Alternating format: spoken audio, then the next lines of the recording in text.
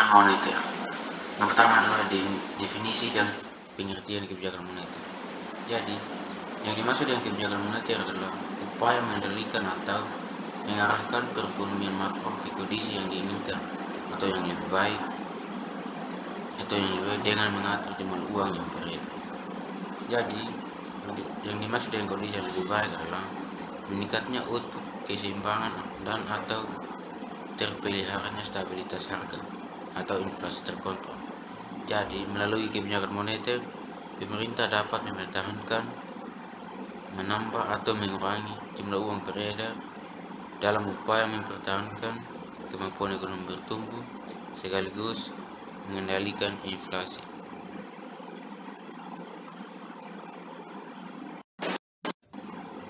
Dua, instrumen kebijakan moneter.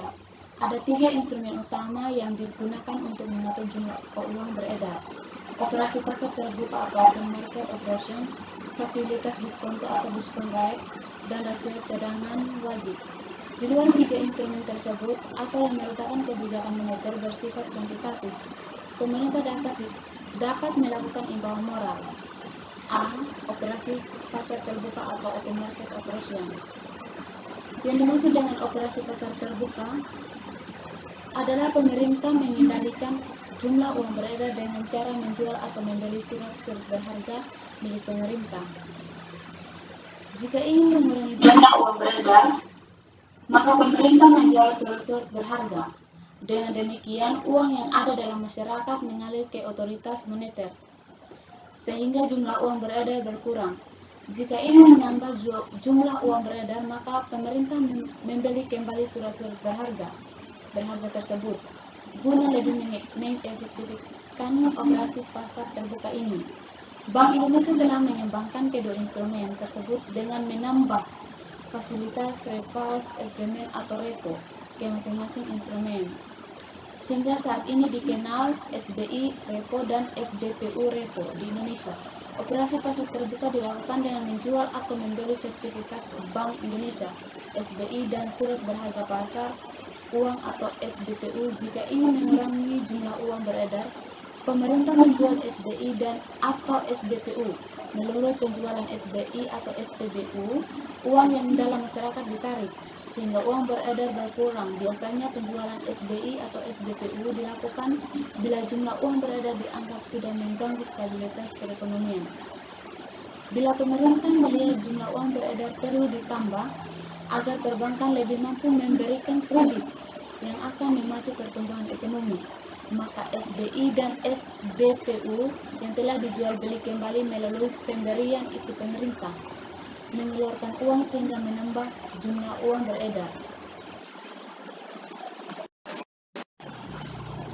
B. Fasilitas diskonto atau discount rate. Tingkat bunga diskonto adalah tingkat bunga yang ditetapkan pemerintah atas bank-bank umum yang meminjam ke bank sentral. Dalam kondisi tertentu, bank-bank mengalami kekurangan uang sehingga mereka harus meminjam kepada bank sentral. Kebutuhan ini dapat dimanfaatkan oleh pemerintah untuk mengurangi atau menambah jumlah uang beredar. Bila pemerintah ingin menambah jumlah uang beredar, maka pemerintah menurunkan tingkat bunga pinjaman atau tingkat diskonto. Dengan tingkat bunga pinjaman yang lebih murah, maka keinginan bank-bank untuk meminjam uang dari bank sentral menjadi lebih besar, sehingga jumlah uang beredar bertambah. Sebaliknya, bila ingin menahan laju pertambahan jumlah uang beredar, pemerintah menaikkan bunga pinjaman. Hal ini akan mengurangi keinginan bank-bank meminjam uang dari bank sentral, sehingga pertambahan jumlah uang beredar dapat ditekan.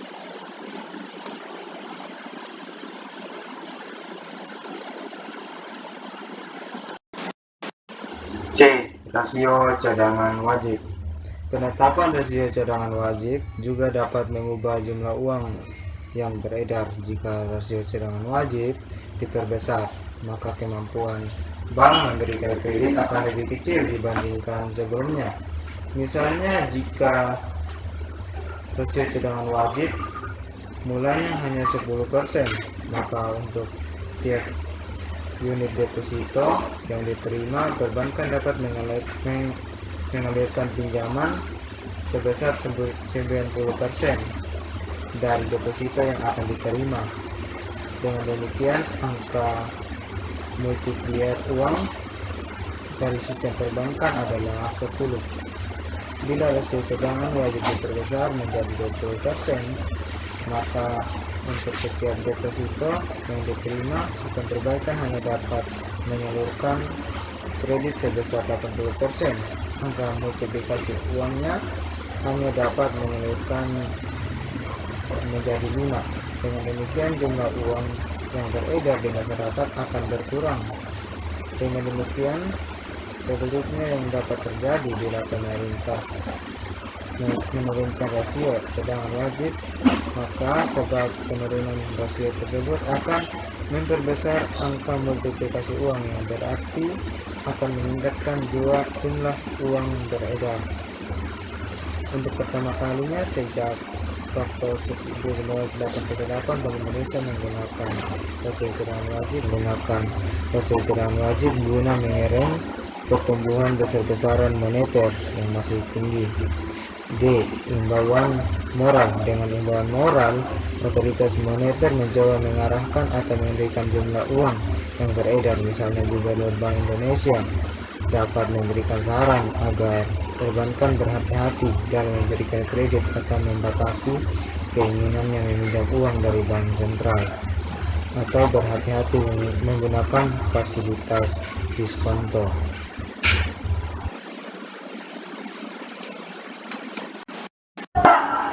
Jadi baik, saya akan menjelaskan tentang 3 kebijakan moneter dan keseimbangan ekonomi, analisis IS dan LM. Kebijakan moneter dikatakan efektif bila mampu mengendalikan tingkat output atau harga. Untuk mengevaluasi aktivitas kebijakan moneter, peralatan analisis yang paling sederhana namun komprehensif adalah kurva IS dan LM. Sekian dan terima kasih.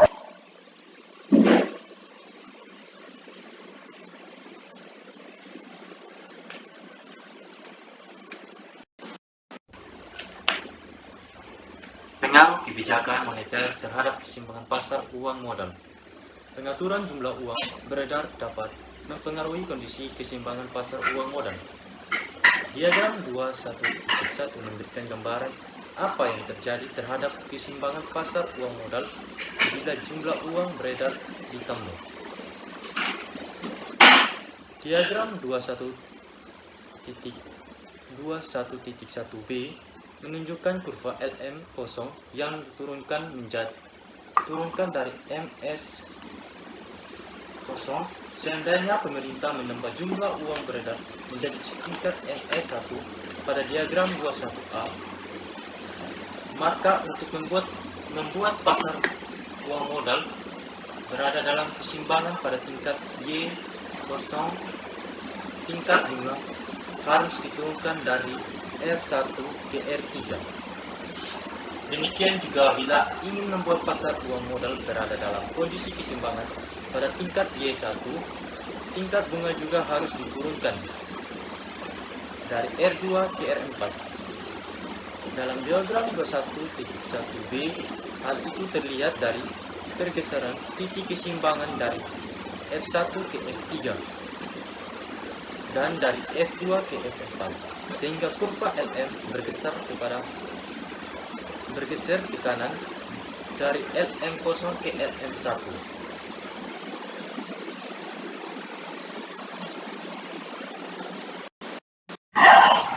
Selamat pagi, perkenalkan nama saya Christina Rijanggerihi, NIM 1122130.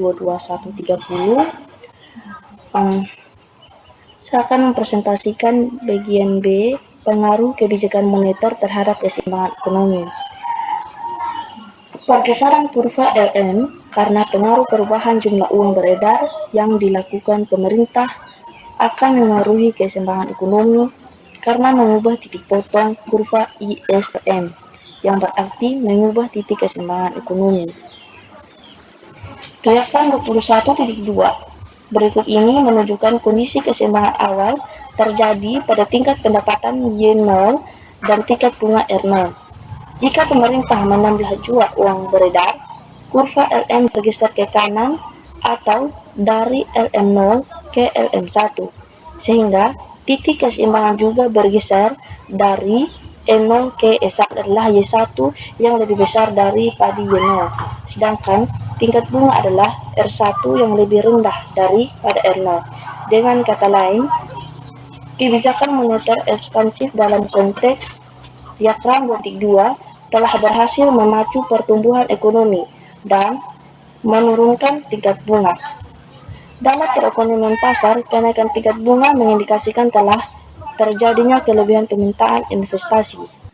Bila pemerintah mengurangi jumlah uang beredar, yang terjadi adalah sebaliknya, bergesernya kurva LM ke kiri atau dari LM0 ke LM2, menyebabkan titik keseimbangan bergeser ke E2.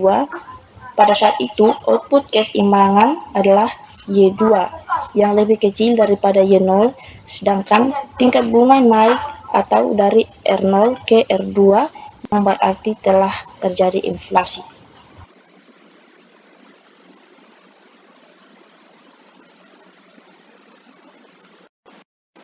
Selanjutnya saya akan menjelaskan tentang efektivitas kebijakan moneter dan sudut kemiringan kurva IS. Yang pertama, efektivitas kebijakan moneter, yaitu sejauh mana kebijakan moneter yang diambil memberi dampak positif bagi perekonomian dan masyarakat. Dalam artian dapat meningkatkan pertumbuhan ekonomi dan dapat meningkatkan kesejahteraan masyarakat. Yang kedua, penjelasan tentang kurva pasar barang jasa dan pasar modal melalui kurva IS berikut. Kurva IS lurus sejajar dengan sumbu vertikal. Kurva IS seperti ini terjadi karena permintaan investasi sensitif terhadap pertumbuhan tingkat bunga. Kita dapat melihatnya pada kurva IS tegak lurus. Sebaliknya, kurva IS2 terbentuk dari kurva yang mendatar sejajar dengan sumbu horizontal, artinya kurva investasi elastis. Sedangkan kurva IS3 terbentuk dari kurva investasi yang bersudut negatif.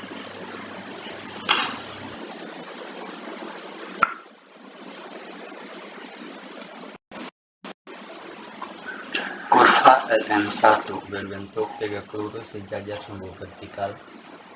Kurva ini diturunkan dari kurva permintaan uang untuk spekulasi MSP yang tegak lurus. Artinya permintaan uang untuk spekulasi tidak sensitif terhadap perubahan tingkat bunga. Dapat juga dikatakan bahwa permintaan uang semata-mata ditentukan oleh permintaan uang untuk transaksi yang merupakan fungsi pendapatan. Oleh karena kurva LM1 sesuai dengan hipotesis klasik, maka kurva ini disebut kurva LM klasik.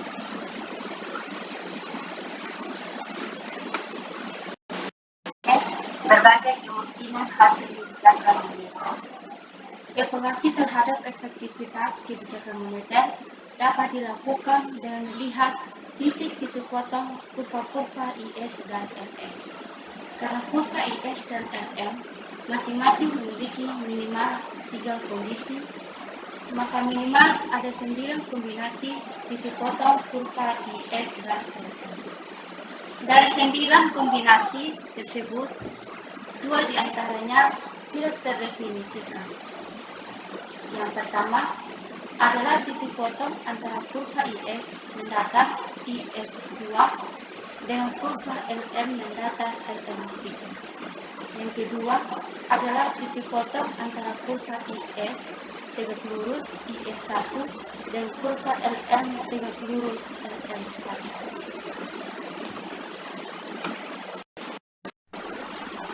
Efektivitas kebijakan moneter.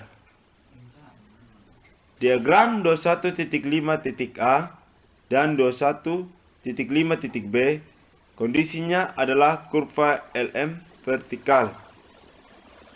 Diagram 21.5.a menunjukkan jika kurva IS datar, maka kebijakan moneter sangat efektif sebab dapat menambah atau mengurangi output keseimbangan tanpa mengganggu tingkat harga. Diagram 21.5.b menunjukkan jika kurva IS mempunyai slope negatif, maka kebijakan moneter ekspansif akan menaikkan output sementara tingkat harga menurun. Sebaliknya dengan kebijakan kontraktif, karena output keseimbangan turun sementara tingkat bunga atau harga meninggi. Pada diagram 21.5.c dan 21.5.d, kurva LM adalah mendatar. Artinya, perekonomian berada dalam perangkap likuiditas. Dalam kondisi seperti ini, kebijakan moneter sama sekali tidak efektif sebab tidak mampu memengaruhi output dan tingkat bunga.